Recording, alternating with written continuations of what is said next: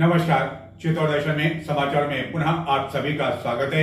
नजर डालते हैं आज के समाचारों की ओर। आज की सबसे बड़ी खबर, चित्तौड़गढ़ के विभिन्न हिंदू संगठनों के पदाधिकारियों कार्यकर्ताओं की सक्रियता की वजह से लव जिहाद की एक घटना होते होते टल गई।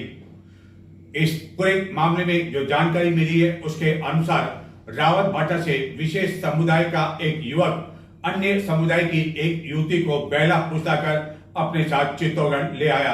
उसके साथ दो अन्य विशेष समुदाय के अधिवक्ता भी मौजूद थे, जबकि एक अन्य विशेष समुदाय का युवक मौजूद था जो कि अपने आप को पत्रकार बता रहा था और उसके पास में से एक समाचार पत्र की आईडी भी बरामद की गई जो कि फर्जी मानी जा रही है। यह जब युवक और युवती जब रावत भाटा से यहाँ पहुंचे उसके बाद क्या हुआ, क्या पूरा मामला था, बताते हैं हम आपको इस समाचार में। चित्तौड़गढ़ जिले के रावत भाटा से विशेष समुदाय का एक युवक अपने साथ अन्य समुदाय की युवती को बेला पूछताकर चित्तौड़गढ़ ले आया। उसके साथ विशेष समुदाय के दो अधिवक्ता भी थे एवं एक अन्य युवक भी था जो कि अपने आप को पत्रकार बता रहा था और उसके कब्जे से एक समाचार पत्र की आईडी भी बरामद की गई। इस घटना की जानकारी जब युवती के परिजनों को मिली तो उसके माता पिता और भाई भी रावत भाटा से चित्तौड़गढ़ की ओर रवाना हो गए। इस बीच रास्ते में ही युवती के भाई द्वारा चित्तौड़गढ़ में हिंदू संगठनों के पदाधिकारियों को इस घटना की जानकारी दी और जैसे ही हिंदू संगठनों के पदाधिकारियों एवं कार्यकर्ताओं को जानकारी मिली, सैकड़ों की संख्या में पदाधिकारी एवं कार्यकर्ता श्री सांवलिया चिकित्सालय के समीप एकत्रित हो गए एवं बाद में युवती के परिजन भी यहाँ पहुँच गए एवं हिंदू संगठनों के पदाधिकारियों एवं युवतियों ने विशेष समुदाय के जो युवक एवं अधिवक्ता चित्तौड़गढ़ आए थे उनको चारों ओर से घेर लिया और उनकी जमकर धुनाई कर दी। इस घटना की जानकारी जब पुलिस को मिली तो पुलिस भी मौके पर पहुंची, लेकिन मौके पर लोगों का गुस्सा इतना अधिक आक्रोशित थे कि जिसके कारण मौके पर मौजूद लोगों ने पुलिस के खिलाफ नारेबाजी की, जिसके कारण मौके से पुलिस को एक बार गैरम लौटने के लिए मजबूर होना पड़ा और पुलिस के वाहन के साथ ही पुलिसकर्मी भागते हुए दिखाई दिए। इस बीच युवती ने आरोप लगाया कि यह युवक जो कि रावत भाटा में एक एनजीओ में काम करता है और युवती भी एनजीओ में काम करती है, उसे पहला पूछताकर यहाँ ले आया है और लव जिहाद की इस घटना को हिंदू संगठन के कई पदाधिकारियों एवं कार्यकर्ताओं ने विफल कर दी। यदि हिंदू संगठनों के पदाधिकारी आज अपनी सक्रियता नहीं दिखाते तो शायद लव जिहाद की एक और घटना अंजाम हो जाती। और बाद में जब पुलिस का अन्य जाब्ता यहाँ पहुँचा, कुछ सादा वस्त्रों में भी पुलिसकर्मी यहाँ पहुँचे तो श्री सांवलिया चिकित्सालय के बाहर जो यातायात जाम हो गया उसको यातायात को खुलवाने में लगी रही और बाद में विशेष समुदाय के युवक के साथ ही अधिवक्ताओं को अपने साथ ले गई। लेकिन इसी मारपीट के दौरान एक युवक श्री सांवलिया चिकित्सालय के सामने एक मेडिकल स्टोर के ऊपर सीढ़ियों की ओर भाग खड़ा हुआ, जिसके बाद वहाँ हिंदू संगठनों के कई पदाधिकारी एवं कार्यकर्ता पहुँच गए और उस युवक में इतनी अधिक दहशत फैल गई कि वह नीचे उतरने की हिम्मत नहीं कर सका और लोगों ने उसे चारों ओर से घेर लिया। ऐसी स्थिति में पुलिस के लिए उस युवक को सकुशल निकालना बहुत मुश्किल था और एक बड़ी चुनौती थी। इस पर पुलिस ने अपने वाहन को मेडिकल स्टोर के समीप खड़ा कर दिया और सीढ़ियों के ऊपर बैठे उस युवक को जैसे तैसे अपने साथ में ले जाने में सफल रही, लेकिन वहाँ मौजूद लोगों ने उस युवक की भी धुनाई कर दी एवं उसके साथ मारपीट कर दी।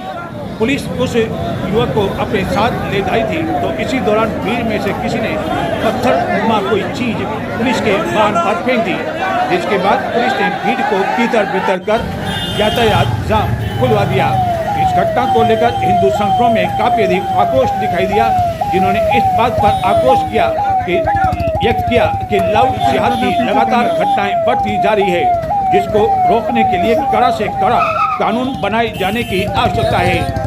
अलबत्ता हिंदू संगठनों की सक्रियता रंग लाई और लव जिहाद की किसी तरह की कोई घटना चित्तौड़गढ़ में पुनः नहीं हो सकी। इस दौरान मौके पर अन्य कई लोग भी एक्टिव हो गए एवं काफी देर तक यह माजरा उन्हें समझ में नहीं आया कि आखिरकार पुलिस क्यों भाग रही है और आगे आगे पुलिस का वाहन और पीछे पीछे पुलिस को भागने के लिए क्यों मजबूर होना पड़ रहा है। लेकिन जैसे जैसे उन्हें मालूम पड़ता गया कि लव जिहाद की एक घटना हुई है तो यहाँ से गुजरे लोगों में भी आक्रोश देखा गया और वह भी ये कहते हुए सुनाई दिए कि ऐसे लोगों के साथ इस तरह की घटनाएं की जानी चाहिए ताकि भविष्य में लव जिहाद की घटनाएं नहीं हो सके।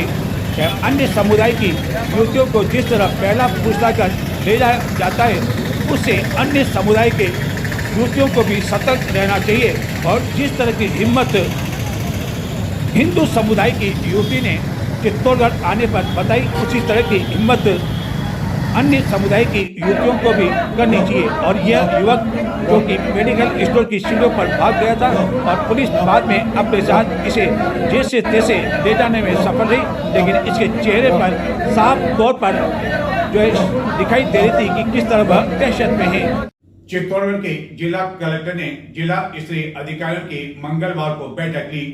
इस बैठक के दौरान जिला कलेक्टर ने अधिकारियों को आवश्यक दिशा निर्देश प्रदान करते हुए आम जनों की समस्याएं सुनने के साथ ही उनका समय पर समाधान करने का निर्देश भी दिया। क्लियर है, सरकार का वित्तीय पैसा है, अक्टूबर में वापस बजट रिवाइज एस्टिमेट की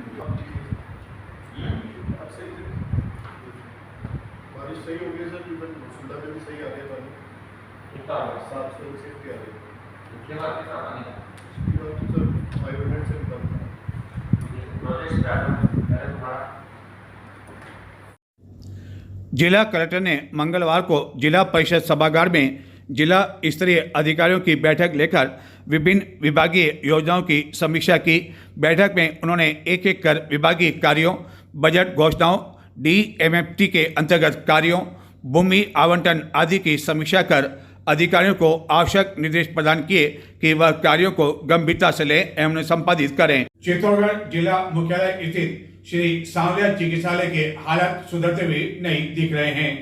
हालत यह है कि विभिन्न वार्डों में बेड की कमी के कारण मरीजों को नीचे जमीन पर सुलाकर उनका उपचार किया जा रहा है और यह जिला मुख्यालय का हाल है, जबकि अन्य जो जिले में चिकित्सालय उनकी क्या स्थिति होगी इसकी आप कल्पना कर सकते हैं। यह है चित्तौड़गढ़ जिले का सबसे बड़ा चिकित्सालय, जिला मुख्यालय स्थित श्री सांवलिया चिकित्सालय, जहां विभिन्न वार्डों में इसी तरह की स्थिति आए दिन देखी जा सकती है, जहां बेड के अभाव में नीचे जमीन पर मरीजों को सुलाकर उनका उपचार किया जाता है। जब चित्तौड़गढ़ जिला मुख्यालय स्थित सबसे बड़े चिकित्सालय का यह हाल है तो अन्य चिकित्सालयों की क्या स्थिति होगी इसकी कल्पना की जा सकती है। चित्तौड़ दर्शन पर हमने आपको गत दिनों विभिन्न स्टिंग ऑपरेशन करके बताया था कि किस तरह चित्तौड़गढ़ एवं आसपास विभिन्न पेट्रोल पंपों पर खुले आम डीजल एवं पेट्रोल बेचा जा रहा है।